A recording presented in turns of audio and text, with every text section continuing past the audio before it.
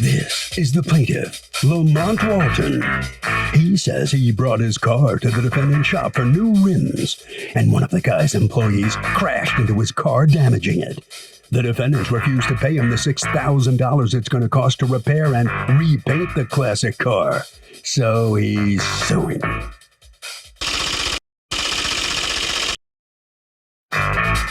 These are the defendants, Alex Callis and Tom Michelli. Alex says his employee grazed the plaintiff's old 1972 Buick. Now he's trying to make a federal case out of it. Bottom line, they said they'd repair the damage, but the plaintiff's trying to get them to fix all the rust on the car and paint the entire thing, and they're not doing that.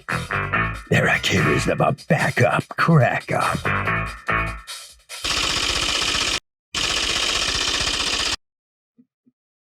All parties, please raise your right hands. Welcome back to the People's Court. Next case on the docket. The plaintiff brought his car to the defendant's auto repair shop for new rims, and the guy who worked there backed his car into the plaintiff's car, damaging it something bad. But the defendant says his worker made a mistake and put a small dent in the guy's car, but now the plaintiff is trying to gouge him and force him to fix every little thing in the guy's 1976 hoopty. It's the case of the backup crack-up. Have been sworn, Your Honor. Thank you, Douglas. You're welcome. Okay, Mr. Walton, you are suing Mr. Callis's company and Tom Michelli, who I presume is the employee of Mr. Callis? Yes. Okay. Yes. For $6,000, you say you're actually out $9,000, but $6,000 is your state maximum because according to you, they damaged your classic car. Tell me what happened. I have a few older vehicles, all 76s. Wait, let's back up a second. What kind of vehicle is yours? 76 Buick Limited. A 76 Buick Limited is the car that you had. And where did you park it? Right in front of the custom trim. All right. So you were patronizing the defendant's company? Yes. Because what was it you were there to get? I was looking at some rims for another vehicle I have. Okay. And then what happens? The employee backs up and accidentally hits your car. Yeah, we done sat and talked to a gentleman named Alex to show me some rims. As I'm coming out the facility, I noticed the silver, the Jeep Wrangler, pulling off my car. So I didn't go. I told Alex to get the owner, which he did. As the owner came out at the other door at the garage, the guy that hit my car was walking behind him, but he didn't come out. Just the owner came out. The owner told me, I'll fix your car. Come back tomorrow. I'll give you a loaner. So they come out and then they say, we'll take care of it. And what happens? I said, okay. At that time, I was going to sell my car, which I can't sell it now because the guy don't want it because it's been damaged. When I came back the next day, he came out and said, I'm not going to fix your car because the damage I showed him, he thought it wasn't the damage that was caused by Tom Michelli, in which it was. So he felt that he's not going to fix it. Okay, hold on one second. This is your car, correct? Yes. And then the damage we're talking about is right here. I'm zooming in on it, right? Also, the alignment of the door and the front quarter panel, you have to see it from the front to see the alignment is knocked off by the impact. Let me hear from you, Mr. Callis. Actually, Mr. Michelli, let's start with you. What happened? Okay.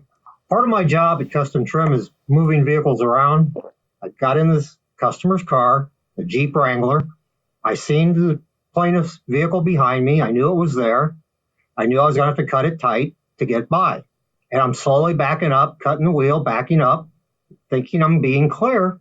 And next thing I know, I hit the car. Okay. A little irritated myself. So I get back in the Jeep, pull the Jeep back around to where I needed to have it moved. I go inside and immediately tell Alex. Okay. He's the owner. So Mr. Alex Callis, you tell me, what kind of business are you guys in? Automotive restyling, re-engineering. Do you do any repairs on your site, you actually, or you would have farmed this out to get repaired? Yes, Your Honor. I would have farmed it out, and which immediately, when I saw what happened, I called the body shop. I immediately set up an appointment for the following morning to get taken care of. We don't shun responsibility. When we mess up, we fix it. Just that simple. So I had the appointment set up. Gentlemen come in the following morning, and I'm like, okay, good. Let me have your keys. I'm going to give you a loaner car. Everything's handled. And what was the loaner you had for him? Just we have loaner cars that we give to our customers. Why he seems to have been insulted at the loaner car that you offered him? Why? What was it? This is not a new car agency where we're going to. What was it? What was the loaner? No, a Saturn View that we had. What year? 99, 98. Okay. All right. So did he tell you, I don't want to take that loaner, I want a better one, or what was it he said? Candidly, on that aspect, that's a void. I wouldn't speak on it one way or t'other. If that one didn't suit his need, I'm sure we could have found something else.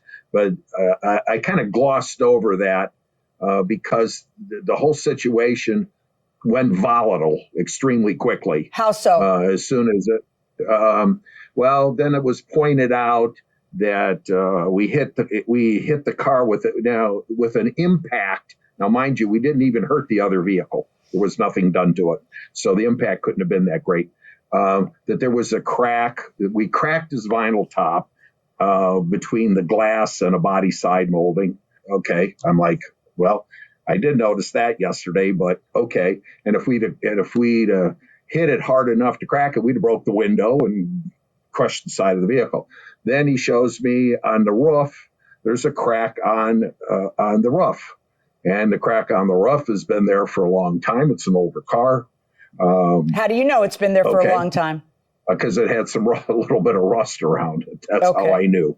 Then he pointed out that the passenger side door did not align to the fender in the hood.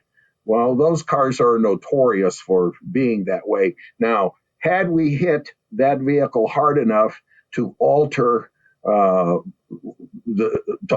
door never would have closed. Pretty simple, right? Either that or it sticks out, which is something nobody knows at this juncture because the car hasn't been repaired, right, Mr. Walton? No, it has not. Have you received an estimate from anyone on what it would cost to repair? A lot of folks I went for estimates, they backed up, they couldn't give me an estimate.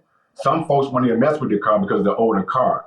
The estimate I finally got from one place called Chassis, he wants to do the damage and paint the whole car because the color that you get with that car, you have to match it up. But number one, that estimate is for $8 or $9 grand. And number two, the Blue Book value of your classic car is $2,000. So that estimate's not going to fly. So do you have an estimate for repairing the damage that was done, which estimate might include realigning of the door? I don't know. That isn't $9 grand. I took to one place, he offered me $3,295, but I couldn't get in because he backed up. So he didn't write me an estimate. He said, I'll fix the car. That's your estimate. So I parked it in my garage. So the car's sitting in my garage. Okay, but you choose, you're the plaintiff. You're mad at me, but you choose when to go to court. You could wait until you have your darn estimates in writing. Even if they can't do the job because they're backed up, they could put an estimate in writing and you could bring it to court. Mr. Callis, what did you think was going on? Well, we were looking for a lot for free and it wasn't happening with me. Just that simple.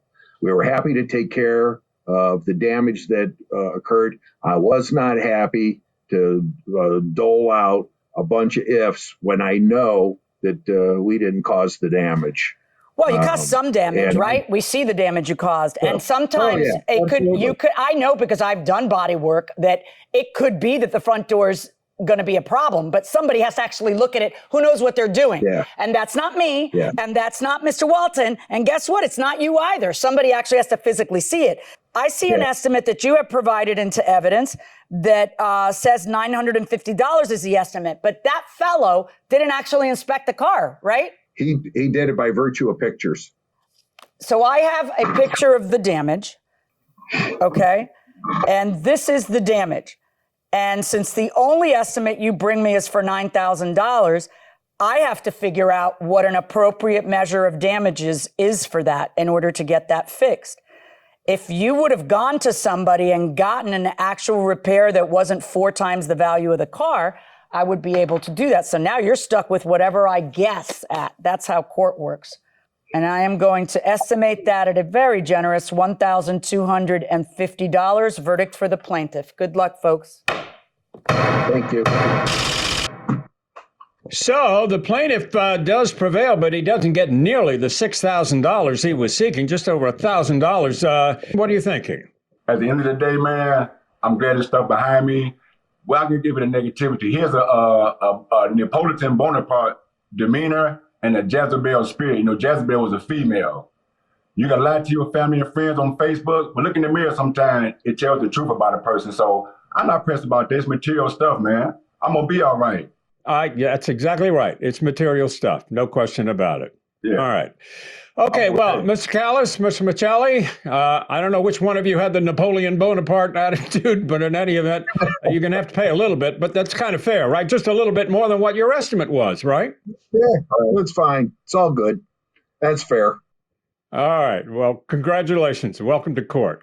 Doug, the guiding light here is the damages have to be reasonable. And usually what you do is you get 3 estimates showing the judge the range that it would cost to fix a vehicle. At the very least, get 2 estimates. If you only bring 1 in, by the way, a judge could really doubt that this is a reasonable estimate. Can we sue our neighbor for putting 2 bullet holes in our house? On September 4th, between 11 to 1 a.m., we were awakened by a loud bang. We looked for any broken or damaged items, but we didn't see anything. Well, this is America. You can sue anybody for anything at any time.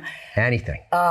So yes, if you can sue, and then when you go to court, you're going to have to prove that your neighbor, whoever you're suing, Right. specifically shot Right. a gun, and that gun put 2 bullet holes in your house. You're Right. going to have to actually connect the dots for the judge Right. in order to sue for the repair of those bullet holes. No simple task. Clearly, there was no eyewitnesses, as far as we Right. can tell. Apparently, there's no video, right? All you heard was a bang. You heard a bang, right? And maybe there's a couple of holes. But even when the police arrest someone for, aggravated assault with a firearm, for shooting at somebody, for whatever it is, they usually have GSR, which is Gunshot residue on the person's hand. right, or they have fingerprints or DNA on a firearm, or they have How are you going to prove that it's your ballistics that evidence, it's your neighbor that tool and shot? die marks that show that the slug came from that barrel. Maybe they have casings. They're not going to have all of that stuff, but they might have one of those things or a hint of one of those things. Here we don't even have that. It's Right. just, I mean, we don't know. If in fact the person made a statement, yeah, I did it and I'll do it again. Right. If you're able to prove that, There you go. if you have a I'll settle video for of that. him going like this because you have outdoor cameras, that's great. If all you heard was a big bang, right. and then you walked out and didn't see anything, Right. and then days later you noticed 2 bullet holes, and you are not cooking with gas. That'll do it for this session of the People's Court. We'll see you next time.